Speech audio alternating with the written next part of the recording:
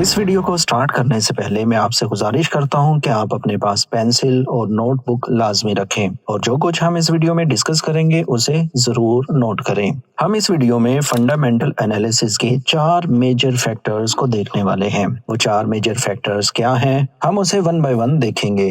Number 1 है production. इस indicator से हम ये जान सकते हैं कि इकोनॉमी में कितनी चीजें बन रही हैं और कितनी नहीं, यानी number of goods produced in economy. अगर प्रोडक्शन अच्छी होगी तो इकोनॉमी गुड, अगर प्रोडक्शन बैड होगी तो इकोनॉमी बैड। प्रोडक्शन को हम इकोनॉमिक कैलेंडर पर manufacturing, PPI, CPI, housing, constructions वगैरह के तौर पर इंडिकेटर्स की शक्ल में देखते हैं। अगर हम अच्छे फंडामेंटल एनालिस्ट बनना चाहते हैं तो हमें हर एक इंडिकेटर को डिटेल्ड में देखना होता है और साथ में कोरिलेशंस भी जानना होता है कि अगर एक चीज बुरी आती है तो वो दूसरे इंडिकेटर पर क्या असर करती है, क्योंकि ये सारी चीजें एक दूसरे के साथ इंटरलिंक्ड होती हैं। अगर एक चीज बुरी आती है तो दूसरी भी बुरी होने के चांसेस होते हैं। फॉर एग्जाम्पल कंस्ट्रक्शंस को देखते हैं कि वो इस महीने कम हुई, इसका असर हाउसिंग पर पड़ेगा क्योंकि वो भी फिर कम बनेंगे। हाउस कम बनने की वजह से फैक्ट्री में प्रोडक्शन भी कम हुई, चीजें नहीं प्रोड्यूस हुई, जिसके चलते रिटेल सेल्स में भी फर्क पड़ा, वो भी कम हुई। जब चीजें नहीं बिक रही और फैक्ट्री में सामान पड़ा है तो इसके चलते फैक्ट्री मालकान अपने एम्प्लॉयज को जॉब से फारिग कर देंगे, जिसकी वजह से अनएम्प्लॉयमेंट में इजाफा होगा और बेरोजगारी के बढ़ने की वजह से इकोनॉमी डिस्टर्ब हुई, जिसके चलते हुए इसका असर आपके जीडीपी पर पड़ा और वो भी लो हुआ, और जब आपका जीडीपी बुरा आया तो आपकी इकोनॉमी बुरी।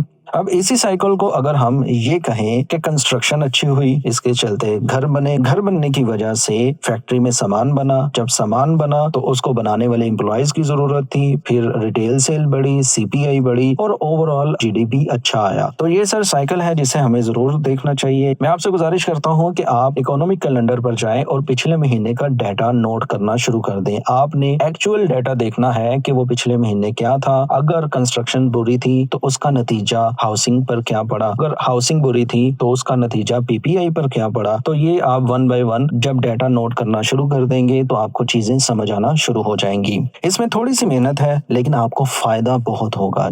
आप इसकी इंपॉर्टेंस का अंदाजा इससे लगा सकते हैं कि बैंक्स एनालाइज करने के लिए भी इसको देखते हैं कि इकोनॉमी में प्रोग्रेस हो रही है या नहीं। तो दोस्तों इस वीडियो में बस इतना ही। हम आने वाली वीडियो में देखेंगे एम्प्लॉयमेंट को। उम्मीद करता हूँ आपको वीडियो अच्छी लगी होगी। मिलते हैं नेक्स्ट वीडियो में। शुक्रिया।